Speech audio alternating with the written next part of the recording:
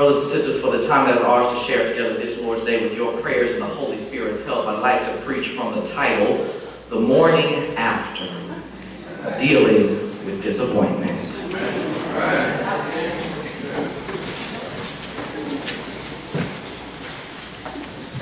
Church family, we pick back up today in following the life of Jacob.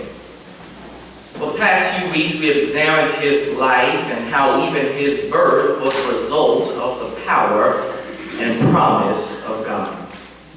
We saw how his parents, Rebekah and Isaac, prayed to the Lord faithfully for 20 long years to have children.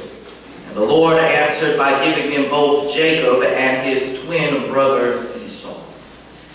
And last week, we discovered that old Jacob had lived up to the meaning of his name. He deceived, he tricked, he connived his older brother, twin Esau, out of both his birthright and his blessing. Because he had done so, his brother Esau was furious and planned to kill him. So Jacob, upon counsel from his parents, ran away from home to Haran, the land of his mother's people. We saw last week how God met him between a rock and a hard place, there between home and Haran. We saw how the Lord confirmed his presence and promise in his life. And now, this week, we find Jacob as he has reached Haran. He is doing exactly what his mother Rebekah told him to do. He has found her brother Laban's house, and he was getting him a wife there. So the story goes that once Jacob arrived there in Haran, here in Genesis chapter 29, he came to a well. And at this well was where the shepherds of Haran watered their sheep. And these shepherds there at Haran had a custom. You see, their custom was they waited for all the shepherds to gather. And once they all gathered together, they collectively removed the huge heavy stone that covered the mouth of the well and watered their flocks at one time together. They show us Ujima, that Swahili word for collective work and responsibility, and how working together is what is most effective and what builds our communities. And so as Jacob neared the well, he asked those shepherds if he had made it to Haran. He asked them if this was a place where his mother's brother Laban lived, and they confirmed it. As a matter of fact, as those shepherds confirmed it, a woman came walking towards the well, who just so happened to be Laban's daughter named Rachel. And when Jacob saw what she looked like, Jacob liked what he saw. Because Jacob was special, Jacob had to do things his own way. Jacob bucked the custom of the local shepherds, and he put on a macho display of his might, and he took the stone off the mouth of the well by himself and watered Laban's flocks that Rachel had brought to the well. So the story goes, after Jacob tried to impress Rachel with his mighty display of strength, that Rachel ran home and told her father Laban that Jacob had arrived. And Laban ran out to meet Jacob, and Laban invited Jacob to live with him. And all goes well in Laban's household. Jacob is there and he's working. It's just a big old family reunion. Everybody's having a good time. But after a while, after Jacob had been there for some time, Laban suspects that something is up with Jacob.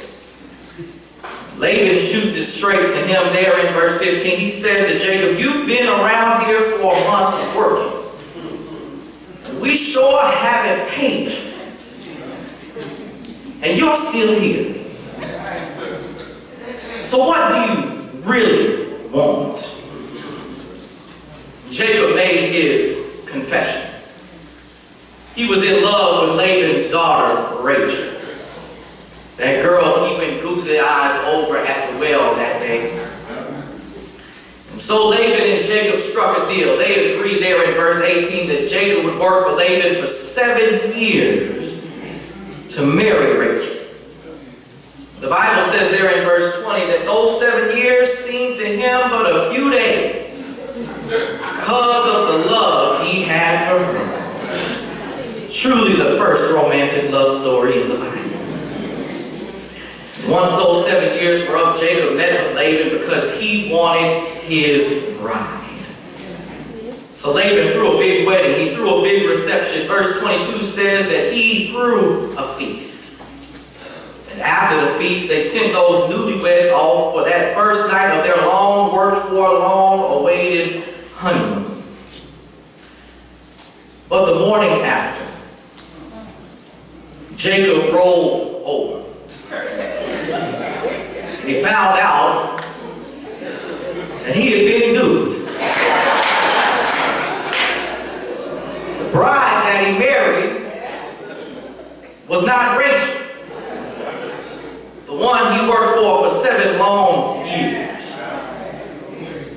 It was Leah, who the text records had weak eyes.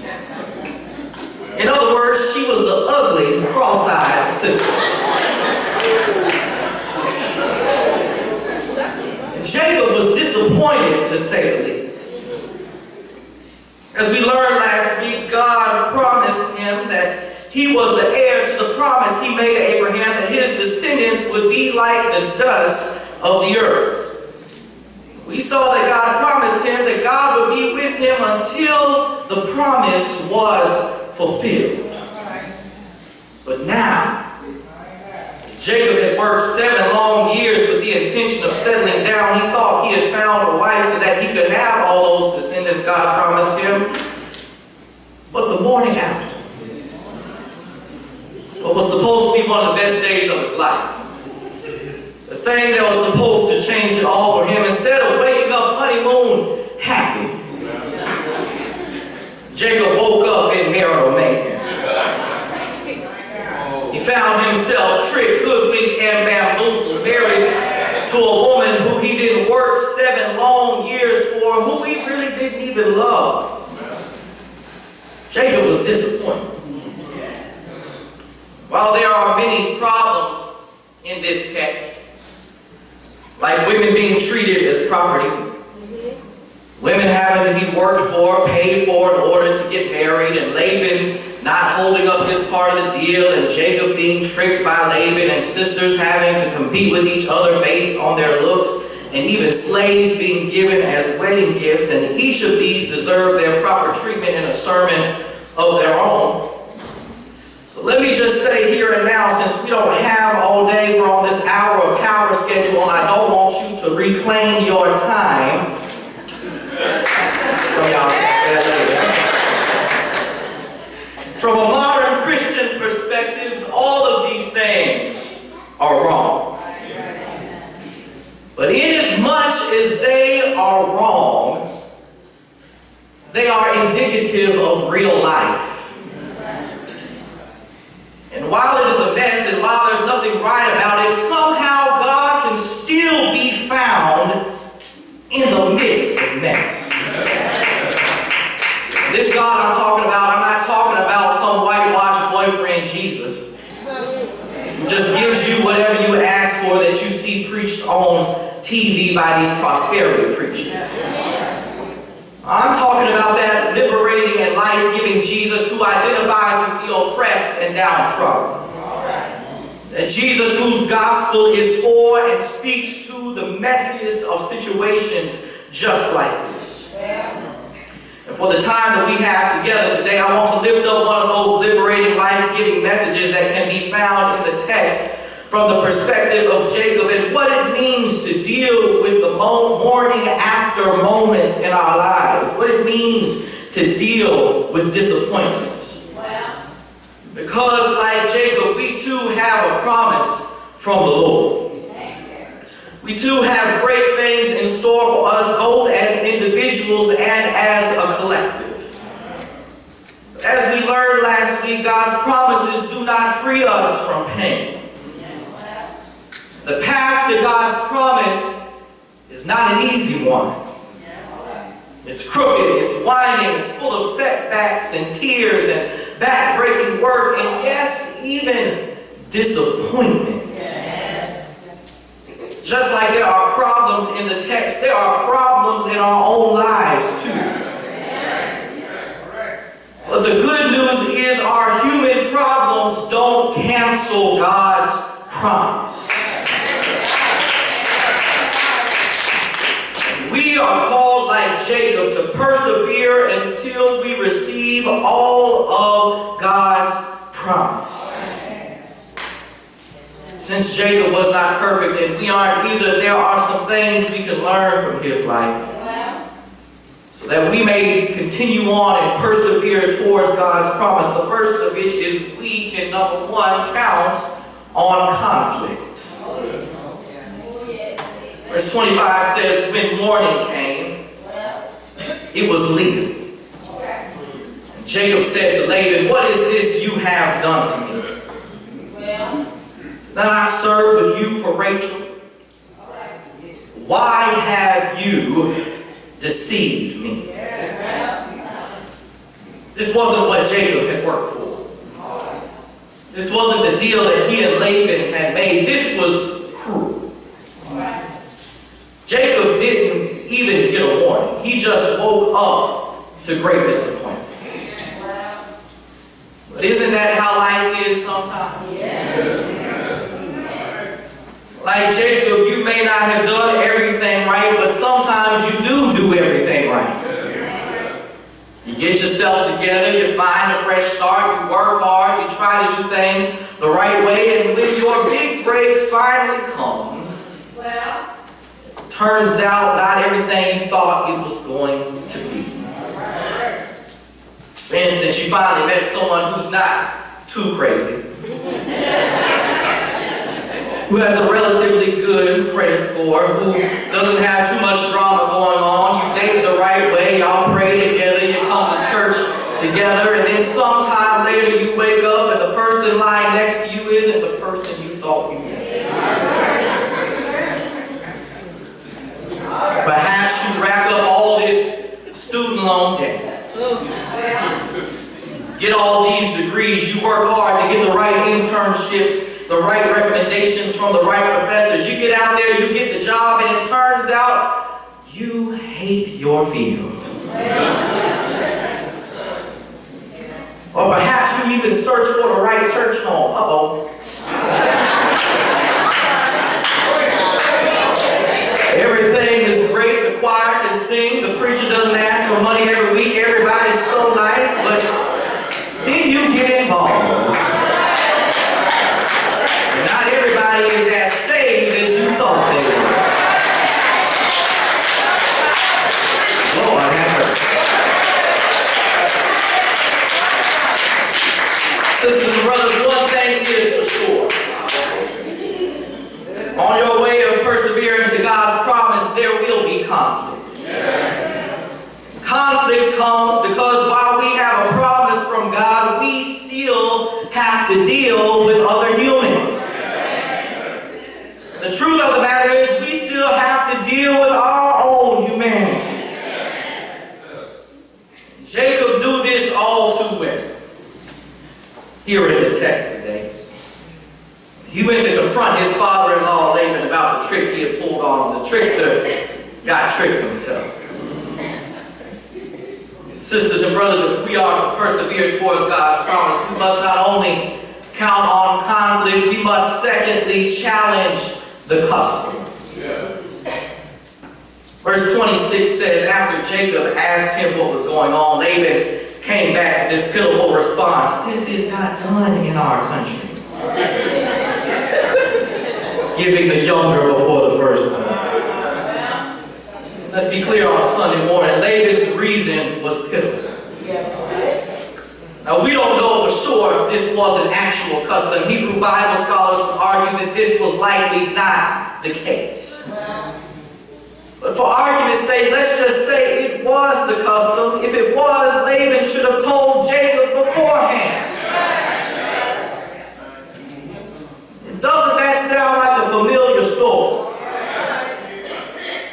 Some folks who hold a little bit of power, talking about customs, talking about this is not done in our country. When it comes time for someone else who's not them to get what's rightfully theirs, this excuse. You see, the Greater New Haven NAACP marched yesterday in commemoration of the 100th anniversary of the first silent parade led by the same organization over in New York City. Almost 100 years ago to the date, in response then to the East St. Louis riots, marching around the issues of lynching and voting rights. And inasmuch as yesterday's march was in commemoration of that first march, it was still a modern march. In acknowledgement of many other issues, but still for the same issues that the NAACP marched for some 100 years ago. For Black Lives to Matter in a new lynching era, and for voting rights today. And we marched to challenge the customs of modern-day voter suppression, drawing attention to how the outrageous voting tests of yesteryear, like having to determine how many bubbles were in a bar of soap in order to be qualified to vote, have been replaced by requiring certain IDs that favor certain populations, such as those who have hunting, fishing, and gun permits, and not those with state university-issued IDs. And we marched to challenge the customs of who gets to have health care by calling out the hypocrisy of one whose health care is paid for by taxpayers' dollars, who can get up off their own hospital sick bed paid for by taxpayer dollars, to fly across the country paid for by taxpayer dollars, to vote to repeal affordable health care that gives access to those whose taxes pay their salary. We marched to challenge the customs that don't recognize that all have been created in the image of God.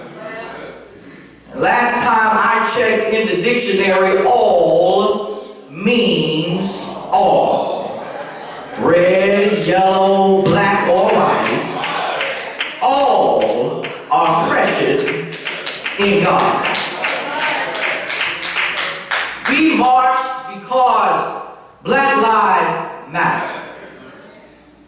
And once Black Lives Matter, truly then all lives will matter, because then the least, the last, and the left out will be included in the national discourses of power, privilege, and progress. And God's promises always challenge the customs of the day. After all, that's why they're God's promises and not our promises. Because if it were up to us, we would just strive for the best that we could think of. We would settle for what was in front of us. We would throw our hands up in frustration or walk away in resignation. We would never strive for something higher, for something divine, for something beyond our current moment and reality. If we are to persevere towards God's promise, we've got to count on conflict. We've got to challenge the customs. But thirdly and finally, we've got to continue toward completion. The text says there at the end of verse 27, going into verse 28, complete the week of this morning. We will give you the other also in return for serving me another 7 years. Jacob did so and completed her week.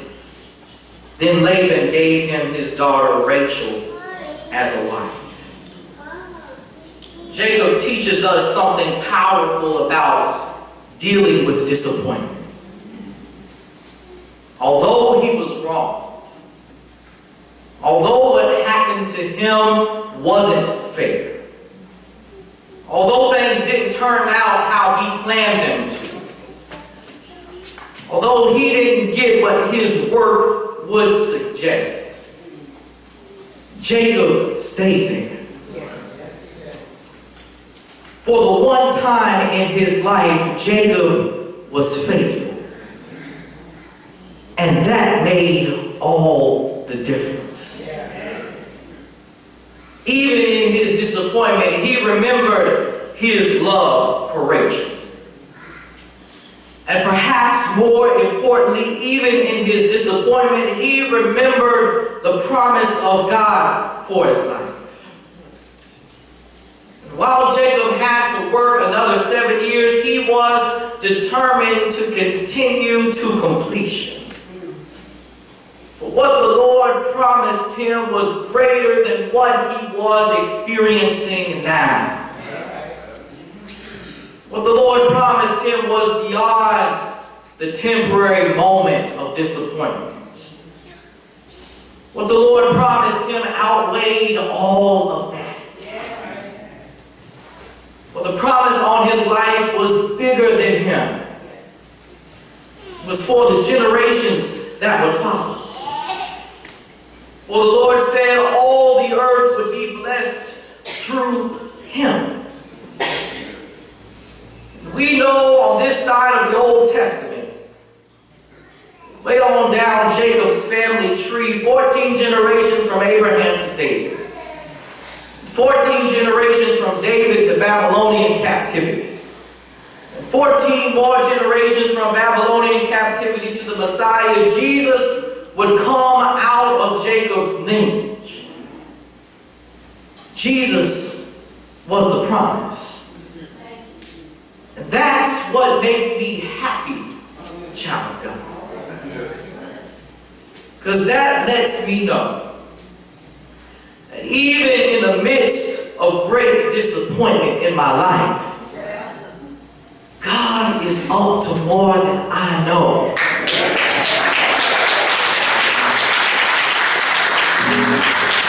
Even in my disappointment, there is redemption. Even in my disappointment, there is hope.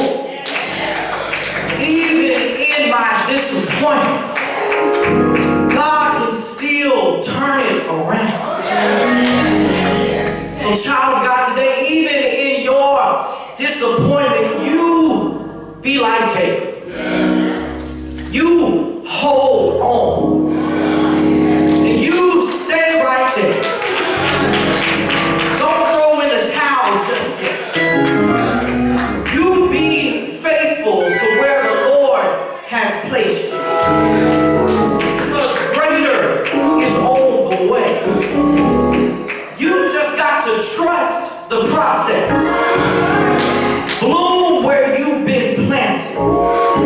And keep fighting for God's promise. For the promises of God are true. Scripture says that God's promises are yea and amen. For God is not a man that he should lie. Neither the Son of Man that he should repent. If your God said it, it will come to pass. There is no devil in hell, no disappointment on earth that can stop God's promise on your life.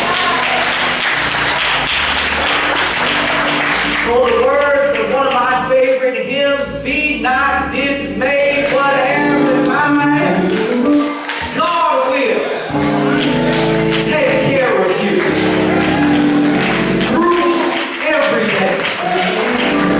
Through every disappointment, through every pain, through every trial, through every letdown, through every no, through every shut door, through every disappointment, through every morning after, through anything that comes your way, God will take care of you. Through Jesus Christ, our Lord.